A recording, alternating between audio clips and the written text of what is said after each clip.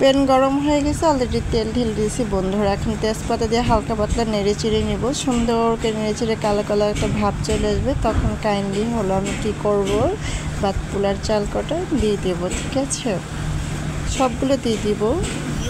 দিয়ে দেওয়ার পরে এখানে ভালো করেই করতে হবে, ভাজতে হবে। তার আগে আস্তে আস্তে দিতেছিলাম, যদি শরীরে তেল ছিটে আসে তাহলে একটু ভয় থাকবে, পড়ে যাবে।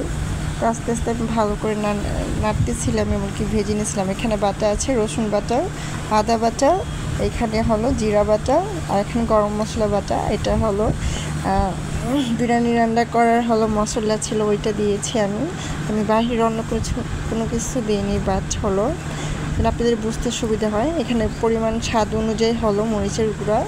ঠিক আছে, এটা দিয়ে তারপরে যখন ভাজা হয়ে যাবে তারপরে আপনারা ডাউল দিবেন, তারপরে হালকা পরিমাণ মতন পানি দিবেন। বেশি পানি দিলে আবার যাও হয়ে যাবে, সাবধান। হয়ে গেছে আমার রান্না।